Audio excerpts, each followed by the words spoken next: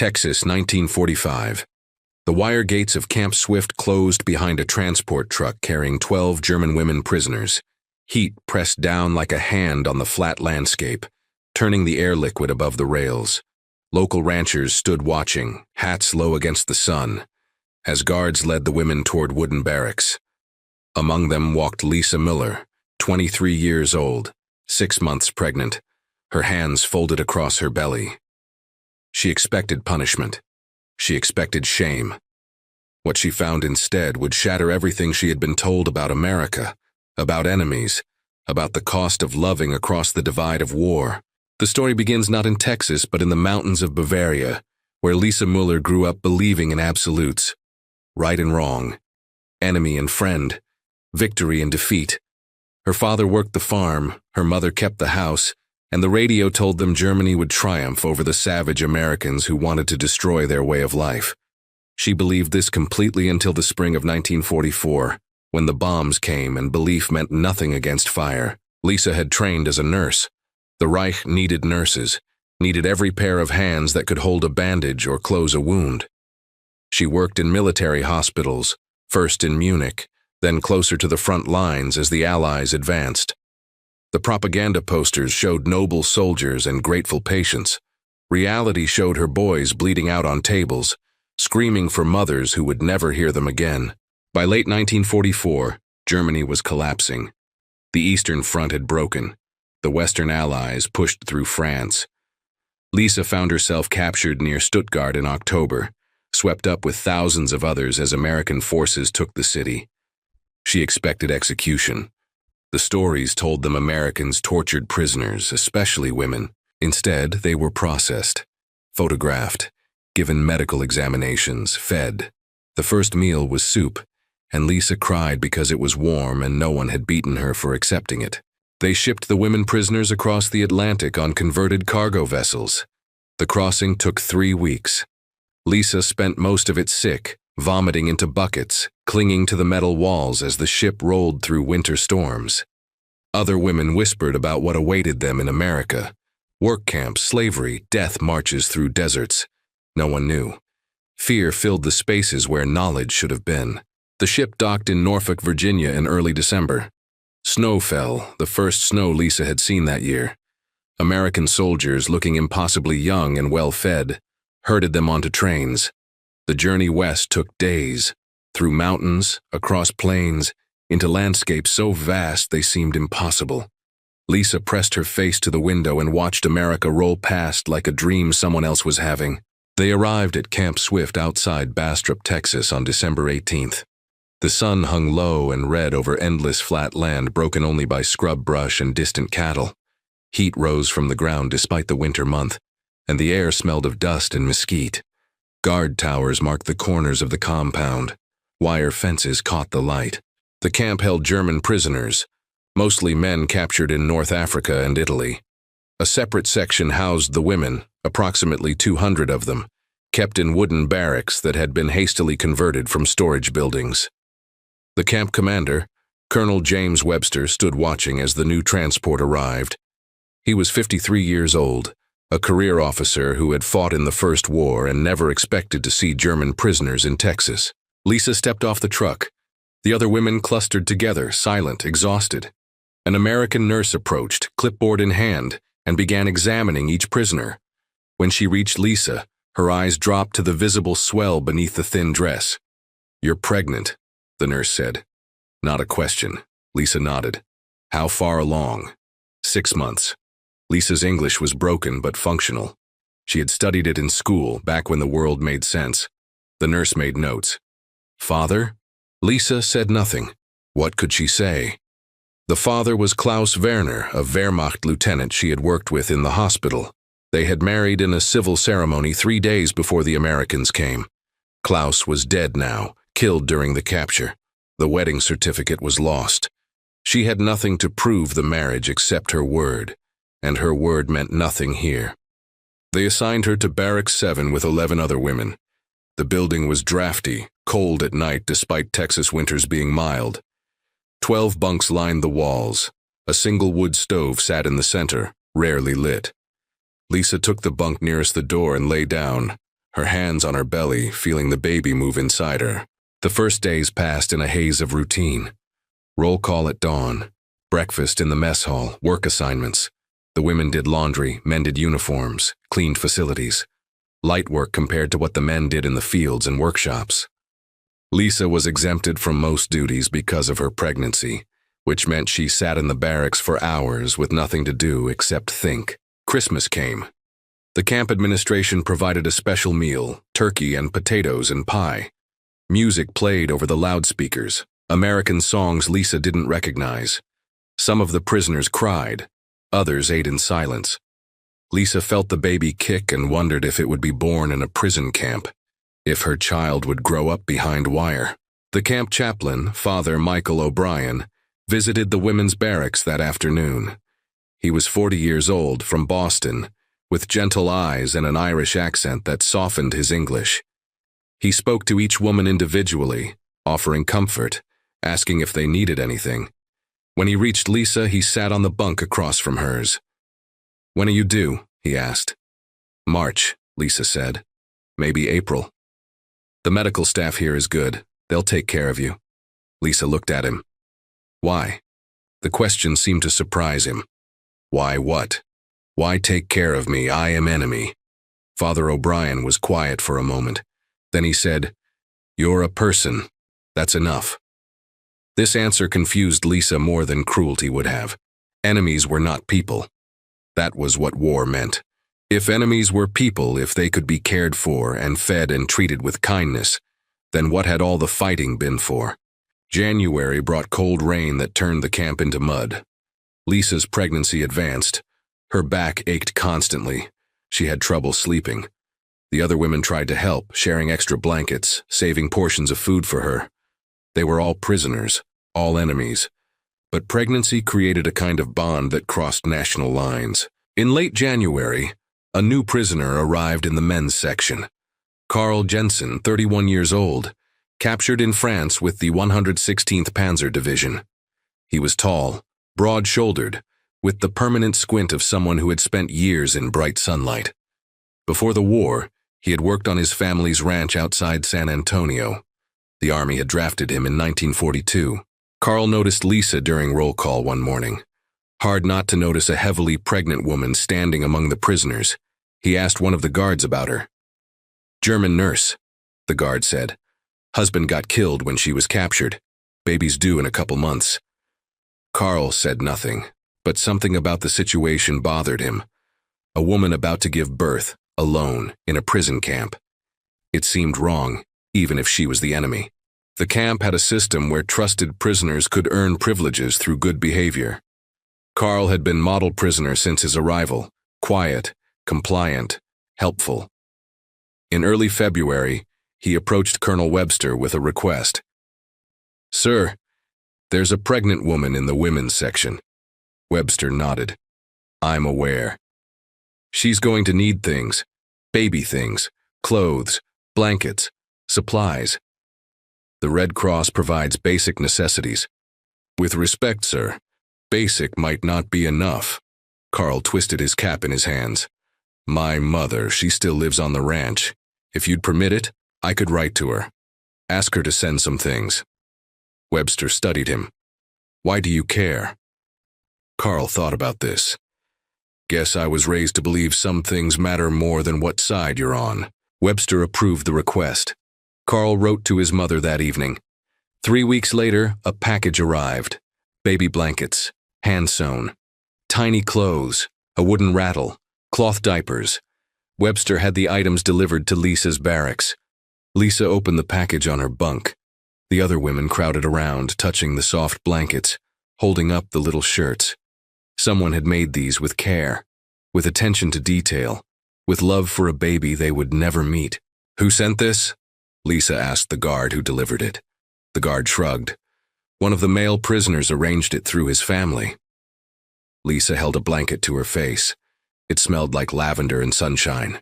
She cried for the first time since arriving in Texas. February became March.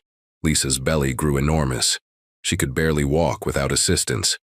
The camp doctor, Captain Robert Hayes, examined her weekly. He was 60 years old, had delivered hundreds of babies in his practice back in Houston. "Everything looks good," he told her after one examination. "Baby's positioned well, heartbeat strong, shouldn't be long now." "What happens after?" Lisa asked. Hayes didn't understand. "After what?" "After baby is born, what happens to us?" The question had no easy answer. Hayes promised to find out. The truth was, no one had planned for this situation. Prisoners were not supposed to give birth in American camps. The regulations said nothing about it. Hayes brought the matter to Webster, who contacted his superiors in Washington. The response took 3 weeks and was deliberately vague. The child would be considered a prisoner by birth but would receive all necessary care. Long-term arrangements would be determined after the war ended. Carl continued sending letters to his mother, who continued sending packages. Baby bottles, more blankets, a music box that played lullabies. His mother included a note in the third package, addressed to Lisa.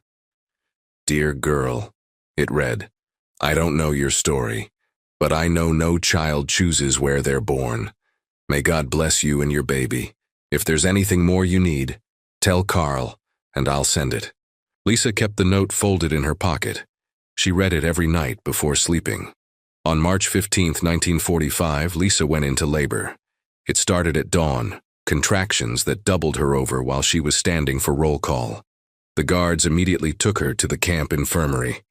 Captain Hayes was summoned. 2 nurses prepared the delivery room. Labor lasted 14 hours. Lisa screamed in German, then in English, then in wordless sounds that needed no language. The nurses held her hands. Father O'Brien came and prayed. Hayes stayed calm, his voice steady, guiding her through each contraction. At 8:30 that evening, the baby was born. A boy, 7 pounds, 4 ounces, lungs like sirens. Hayes cut the cord, cleaned him, wrapped him in one of the blankets Carl's mother had sent. "He's healthy," Hayes said, placing the baby in Lisa's arms. "Perfect." Lisa looked down at her son. His eyes were closed, his tiny fists clenched. He had Klaus's nose, she thought, her own chin. He was the only thing she had left of the life before. "His name," she whispered. "Peter, his name is Peter." The birth was recorded in the camp logs. Baby boy, born to prisoner L. Miller, 20-30 hours, healthy, no complications. The entry noted the unusual circumstances but offered no guidance about what came next. News of the birth spread through the camp within hours. The male prisoners sent congratulations through the guards. Someone fashioned a small wooden cradle. Others contributed scraps of cloth for more diapers.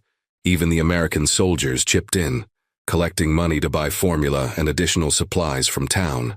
Carl heard about the birth the next morning. He felt an odd sense of relief, as if he had been holding his breath and could finally exhale. He wrote to his mother immediately. "The baby came last night," he wrote. "A boy. Mother and child are both healthy. Thank you for the blankets, they're being put to good use." His mother wrote back 2 days later. "I'm glad," she said. "When this war is over, bring them to visit. That baby should grow up knowing there's good in the world." The suggestion seemed impossible. Wars didn't end with former enemies visiting ranches in Texas. But Carl folded the letter carefully and kept it anyway. Lisa spent 2 weeks in the infirmary recovering. Peter slept beside her in the wooden cradle, waking every few hours to feed. The nurses taught her how to change diapers, how to burp him, how to recognize different types of cries. Father O'Brien brought a small Bible and read to her while she held her son.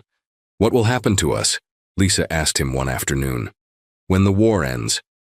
"I don't know," O'Brien admitted, "but I believe God doesn't bring children into the world without a plan for them." Lisa wanted to believe this, but belief required faith, and faith had been beaten out of her by bombs and capture, and the slow realization that everything she had been taught was a lie. The war in Europe ended on May 8, 1945. The camp received the news by radio. The American soldiers celebrated. The German prisoners sat in stunned silence. Germany had lost. The Reich was finished. Everything they had fought for was gone. Lisa heard the news in the barracks. She was nursing Peter, who was 2 months old now, growing fast, already smiling at faces. The war was over. She should feel something. Relief, grief. She felt nothing except the weight of her son in her arms. The camp administration began processing prisoners for repatriation. The plan was to send them back to Germany over the following months as ships became available. But Lisa's case complicated the process. Peter had been born in America. Did that make him American, German? Could a newborn be deported? Could a newborn be... Colonel Webster contacted Washington again. The response this time was clearer. Lisa and Peter would remain at Camp Swift until their status could be determined. They were not to be repatriated with the other prisoners. This news terrified Lisa. Staying meant separation from the other women, from the thin community she had built. It meant uncertainty, isolation, waiting for decisions made by people who would never see her face or know her story. Carl heard about the situation through the camp grapevine. He made another request to Webster. "Sir, permission to speak about the prisoner Miller." Webster sighed. He had come to respect Carl over the months, but the young man's persistent interest in the German woman was becoming complicated.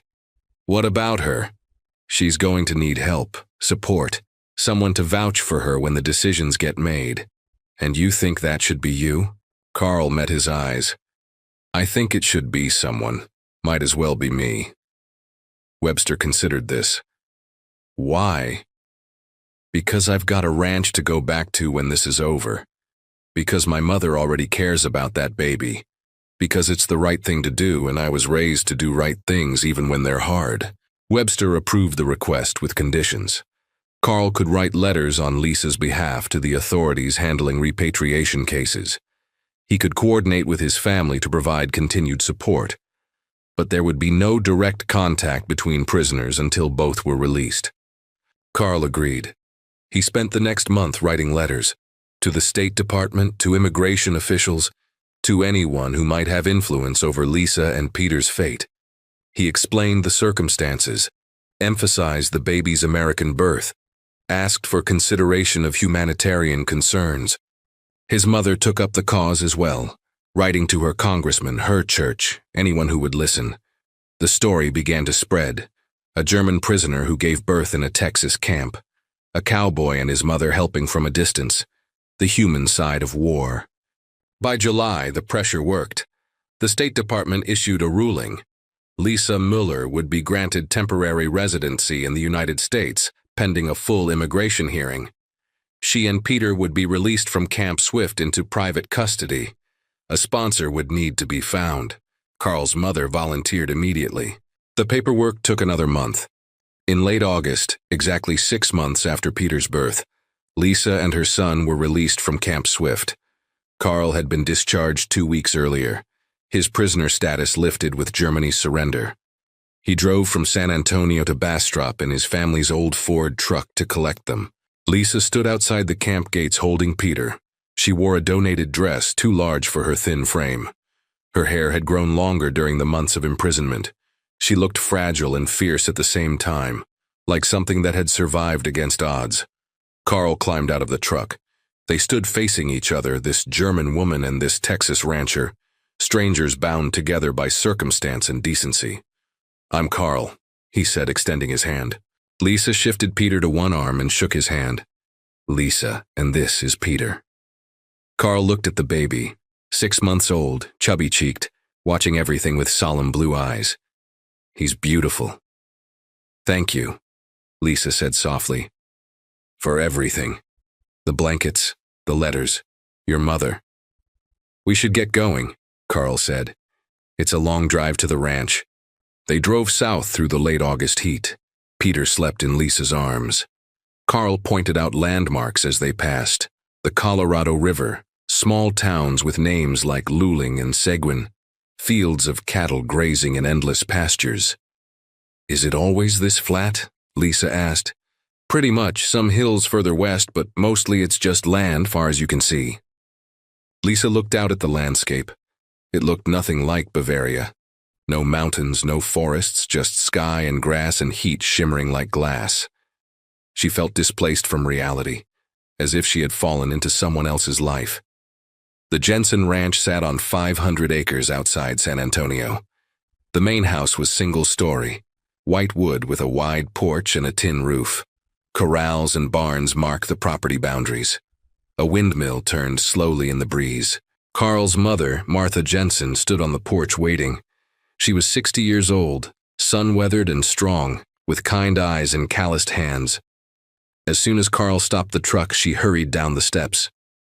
"Let me see that baby," she said, reaching for Peter. Lisa hesitated, then passed her son to this stranger. Martha held him like she had held 1,000 babies before, supporting his head, making soft cooing sounds. Peter stared at her, then smiled. "Oh, he's precious," Martha said, "just precious. Come inside, girl, you must be exhausted." The house smelled like baking bread and coffee. Martha had prepared a room for Lisa and Peter, with a proper bed and a crib Carl had built from scrap wood. Clean curtains hung in the windows. Fresh flowers sat on the dresser. Lisa stood in the doorway of the room, unable to speak. "You'll stay here as long as you need," Martha said. "No rush, no pressure. You just had a baby in a prison camp. You need time to heal, time to figure things out. We'll help however we can." That night, after Peter was asleep in the crib, Lisa sat on the edge of the bed and cried. Not from sadness, but from the overwhelming confusion of kindness from people who should have been her enemies. The next morning, Carl showed her around the ranch. The cattle, the horses, the chickens. He explained how the work went, the seasons of ranching, the routine of feeding and mending and watching. Lisa listened, holding Peter, trying to imagine a life here. "What happens now?" she asked. "With the immigration hearing?" "My mother's lawyer is working on it. Should be a few months before they schedule it. In the meantime, you're legal to stay here as long as you've got sponsorship." "And after? If they say I must go back to Germany?" Carl looked at her. "Then we'll figure something else out." The months that followed were strange and tentative. Lisa helped around the ranch as much as she could with an infant. Martha taught her to cook American food, to do laundry the ranch way, to speak English with less accent. Peter grew rapidly, learning to sit up, to grab things, to laugh at the dogs that wandered the property. Carl was careful to maintain distance. He worked from dawn to dusk, taking meals with Lisa and his mother, but otherwise keeping to his own space. He understood the complexity of the situation. A German war prisoner living on his family's ranch, a baby born in a POW camp. The whole thing could be misunderstood easily, turned into something it wasn't. But despite his caution, something shifted between them. Lisa began to relax, to smile more, to engage in conversation beyond simple courtesy. She asked Carl about ranching, about Texas, about his life before the war. He asked her about Germany, about her family, about nursing. They found common ground in unexpected places. Both had lost people they loved. Both carried guilt for things beyond their control. Both were trying to figure out how to live in a world that had broken and reassembled itself wrong. Martha watched them with careful attention. She saw the glances, the small kindnesses, the way they orbited each other like planets finding new gravity. She said nothing. Some things had to unfold at their own pace. The immigration hearing was scheduled for January 1946. Lisa's lawyer, provided pro bono by a San Antonio firm, prepared her case carefully. He emphasized Peter's American birth, Lisa's integration into the community, the sponsorship from the Jensen family. He brought letters of support from the camp chaplain, from Captain Hayes, from Colonel Webster. He argued that sending Lisa back to war-ravaged Germany with an infant would be unnecessarily cruel. The hearing took place in a federal building in San Antonio. Lisa wore a borrowed dress. Martha sat beside her, holding Peter, who was 10 months old and fascinated by the wood paneling. Carl sat in the back row, hat in his hands. The immigration judge, Edwin Reese, was 70 years old and had seen every kind of case. He reviewed the documents, listened to the arguments, asked Lisa several questions about her intentions and her understanding of American society. Then he made his ruling. "Mrs. Mueller, the circumstances of your case are unusual. However, considering the child's American birth, the quality of your sponsorship, and the lack of family or support awaiting you in Germany, I am granting you permanent residency status. You will be required to check in with immigration authorities annually for 5 years. After 5 years, you may apply for citizenship if you choose. Do you understand? Lisa's English had improved enough to follow. She nodded, tears streaming down her face. Yes, thank you. Outside the courthouse, Martha hugged her. Carl shook her hand formally, but his eyes were bright. You're staying, he said. I am staying, Lisa agreed. The spring of 1946 brought rain that turned the ranch green. Peter took his first steps in April, stumbling across the porch into Lisa's waiting arms.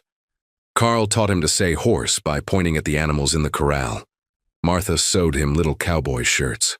One evening in May, after Peter was asleep, Carl and Lisa sat on the porch watching the sunset. The sky burned orange and red, vast and endless. Can I ask you something? Carl said. Lisa nodded. What was he like, your husband? Lisa was quiet for a long time. Klaus was kind, serious. He wanted to be a teacher before the war. He read poetry. She paused. He would have loved Peter. I'm sorry you lost him. I am sorry for many things. Sorry for the war. Sorry for the people hurt. Sorry that Peter will grow up not knowing his father. She looked at Carl. But I am not sorry to be here. Is that wrong? No, Carl said. I don't think it's wrong to be grateful for surviving. They sat in comfortable silence as the sun disappeared, and the stars emerged, bright as shattered glass against the dark Texas sky. What happened next unfolded slowly, over years rather than months. Carl and Lisa began courting in the careful way of people who had both lost too much to risk losing again. They married in 1948 in a small ceremony at the ranch, with Father O'Brien officiating and Martha crying happy tears. Peter, now 3 years old, served as ring-bearer, solemn and proud. Lisa never forgot Klaus. She kept his photograph, told Peter stories about him, made sure her son knew his father had been a good man caught in a terrible war. Carl understood this and never felt threatened by the ghost of the man who came before. There was room enough in love for memory and future both. Peter grew up a Texas boy, riding horses and roping cattle and speaking English with a drawl that made his mother laugh. He knew his story, knew he was born in a prison camp, knew his mother had been enemy once. It never mattered to him. She was his mother. Carl was his father in every way that counted. The ranch was home. Lisa became an American citizen in 1951. She cried during the oath, not from sadness, but from the strangeness of becoming something she once would have died fighting against. Carl held her hand throughout the ceremony. The years passed. The ranch prospered. Martha grew old and gentle, spending her last years in a rocking chair on the porch, Peter's children climbing into her lap for stories. Carl and Lisa raised 5 children total, Peter and 4 more. The house was always full of noise and life. Lisa never spoke German after Peter learned English. She kept it locked away like a box of memories too painful to open often. But sometimes, late at night, she would whisper German lullabies to her sleeping children, the songs her own mother had sung to her in what felt like another life entirely. In 1965, 20 years after the war ended, a package arrived at the ranch from Germany. Inside was a letter from Klaus Werner's sister, who had spent decades searching for Lisa. She had learned finally, through Red Cross records, that Lisa had survived, had made a life in America, had raised Klaus's son to adulthood. The letter was kind. It asked only for photographs of Peter, for the chance to know her brother's child. Lisa sent pictures and began a correspondence that continued for years, bridging the distance between what was lost and what was found. Peter visited Germany in 1970 with his wife and children. He stood at Klaus Werner's grave in a cemetery outside Stuttgart. He placed flowers and said a prayer for the man who gave him life, but never got to see him take a breath. Then he went back to Texas, to the ranch, to the only home he'd ever known. Carl passed in 1982 at 68, his heart giving out during the morning feeding. Lisa held him as he died, whispering thank you over and over until the words lost meaning. Thank you for the blankets. Thank you for the letters. Thank you for seeing me as a person when I was supposed to be an enemy. Thank you for every day of the life we built together. Lisa lived until 1996, dying at 74, surrounded by children and grandchildren and great-grandchildren, all of them Texan to the bone, all of them carrying in their blood the story of how love can grow in impossible places. Peter spoke at her funeral. He told the assembled family about Camp Swift, about the wire fences and the wooden barracks, about the cowboy who sent blankets for a baby he'd never met, about the choice to see humanity instead of enemy. My mother used to say that war shows you the worst of what people can be, Peter said. But she also said it can show you the best.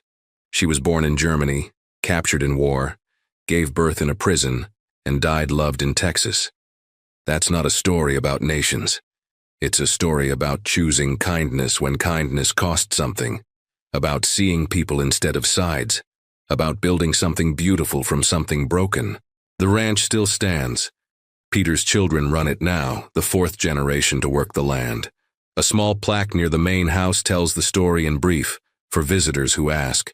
But the real story lives in the family itself, in the faces that carry both German and American features, in the names that blend two languages, in the knowledge that sometimes the most important battles are won not with weapons but with blankets sent across the divide of war, with kindness extended to enemies, with the stubborn insistence that humanity matters more than hatred.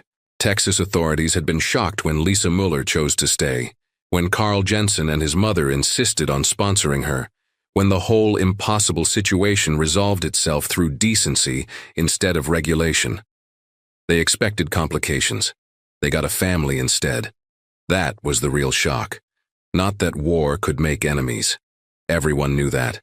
The shock was that peace could unmake them, that prisoners could become neighbors, that a baby born behind wire could grow up free under an endless Texas sky.